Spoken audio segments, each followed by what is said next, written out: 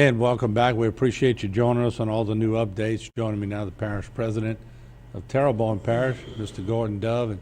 And Gordon, I think starting off, we both were at the funeral today for Mr. Dean Dagnall. It's a very sorrowful day, but man, it did a lot for our area.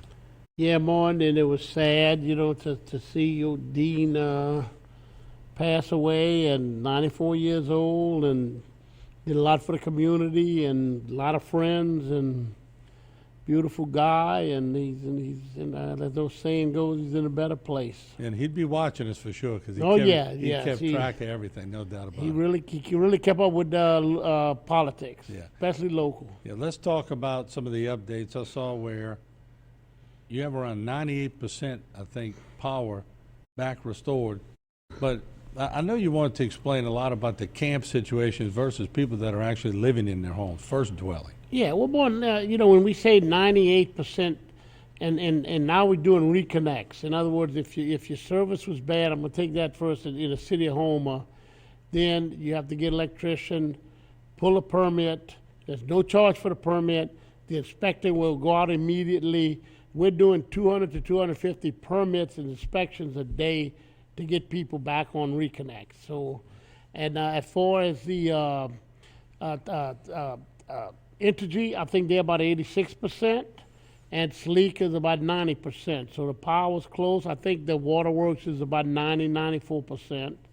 And so we've almost got it back to everyone. And, as we were talking earlier, Martin, we had, when you go down, especially from Boudreaux Canal to Cocodrie, a lot of camps. The roofs are gone, some destroyed and what have you, but that's not families displaced, because most of those are camps, which are second homes for people who own homes in Terrebonne or Baton Rouge, Lafayette, or wherever. So that's, we're not having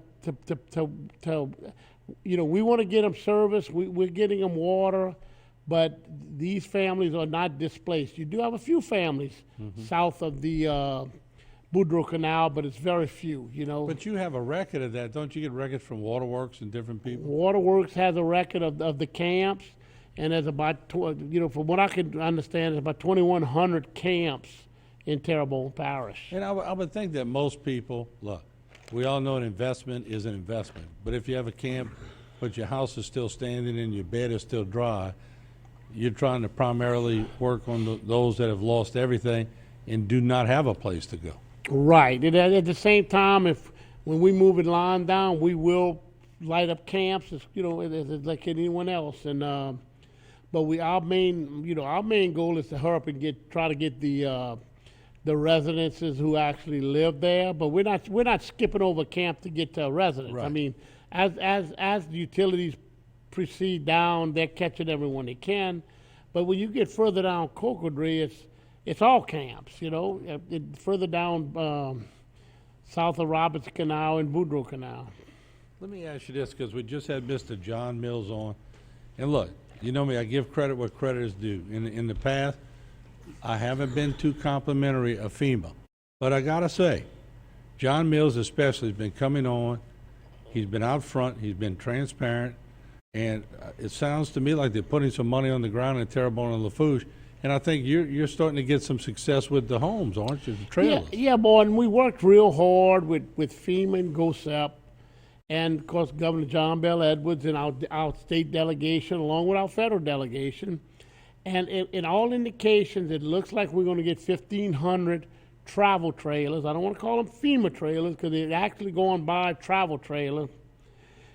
And I've asked each of the council members to go ahead and identify in their districts houses completely destroyed or inhabitable, and give us a list so my guys can start checking them out, and we can, as soon as, and the reason I'm jumping on this, and I'm asking the council members to do it, because you have 9 members out there. Mm-hmm. Right now, for me to go start locating houses, I'll have to pull my inspectors off of inspecting people that's trying to get utilities and get their house back in shape, and send them after that. So the councilmen, it looks like most of them are going to go ahead and go out and get us a list, and then we're gonna take the list and we're gonna verify to make sure, and I'm sure they will too, that make sure that that house has been destroyed, and we're gonna put, what my idea is, and our idea is to go put a a travel trailer Right. in front of a home.